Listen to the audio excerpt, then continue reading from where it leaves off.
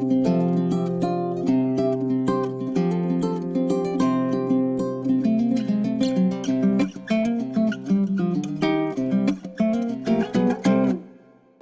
was a journey that started last year, and after months of hard work, dedication, and a commitment to perpetuate our culture, she's finally ready to sail.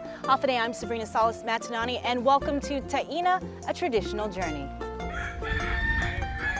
Based out of the Valley of the Ladi Adventure Park in Talofofo, Ulitao is a group of islanders dedicated to reviving CHamoru's seafaring skills. In order to do this, they build canoes using wood found in Guam's jungles and sail in the island's waters. However, it was in June of last year, Ulitao began one of the most challenging and meaningful projects to date. It's called Taina, which means to illuminate, to shine. It's very special because it's probably the first of its kind in about 400 years. It's a CHamoru double hull canoe, so it has the same qualities of any regular CHamoru outrigger canoe, in that it has a asymmetrical hull, which allows the canoes to eliminate drag from the canoe. We built this canoe to highlight the ingenuity and vast knowledge that our ancestors had, and it's pretty much bringing back a part of our CHamoru seafaring history that most people do not know about. So we just hope that the rest of the CHamoru community, the rest of the people in Guam, will take pride in this new creation. Lorenzo Napati Regis is the president of Ulitao. He's one of the organization's 10 members dedicated to building Taina. It was a lot of hours in the jungle harvesting tuk-tuk and lemai trees, so we spent a lot of time on doing that. Time in our workshop to carve and blash and plank the canoes, yeah.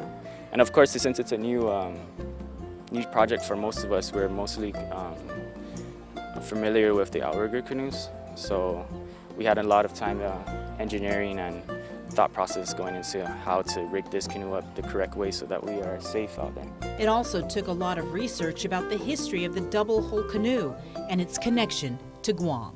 This is something that we are just finding out recently. It's based off a canoe that was built in 1639 after one of the Spanish ships, Nuestra Senora de la Concepcion, shipwrecked off of Saipan in 1639, and the crew members of that ship needed to be transported to Manila, and they hired a group of Chamorros on Guam to take them there. So that group of Chamorros decided to lash two canoes together, making it a double hull, and sail to Manila in 4 days, which is extremely fast for not only at that time, but also even today.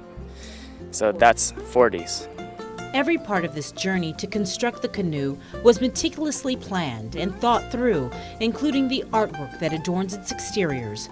Mike Magwadak is an artist and Ulitao's vice president. When sailing the Marianas, really, you're going to be staying mostly on the west side of the islands. So as we decided to orient the hulls, I really decided to make the whole design of the artwork on there mimic the islands staying to the west. So on the matas, the four faces of the canoes, each one of those represents one of the four main islands of the Marianas. On the southern end, that would stay towards the south, you have Guam on the right, and you have Luta on the left. And then in the front, on the same hull, you have Saipan, representing the land side, right? So you have Saipan and then Tinian on the water side. And those are also marked by the pattern that's going down the sides of the hull. On the land side, it's mimicking the sort of pan-Micronesian wave pattern from tattoos, but I added in the element of it looking like it's a woven guafek. So you have that pattern going down, representing again the land to the east, and then on the opposite side you have the water represented towards the west. Because you're pretty much always going to be having, on this canoe, the way we've configured it, you're always going to have this hull towards the land and the other hull towards the ocean.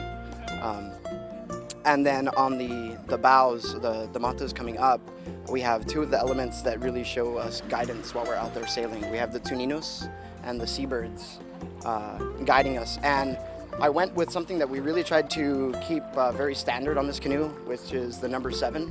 The number 7 is so culturally significant to a lot of people, but Chamorros especially, So the seabirds there are 7 guiding us forward, and the tuninos there are 7 guiding us forward. And we have the same thing going on in the front and back, because like a regular proa, you can sail it forward and back because it's symmetrical from front to back. So we have that guidance going forward and coming back, just like our ancestors would have done with their when they would put the skulls of their deceased in the fronts and back of their boat.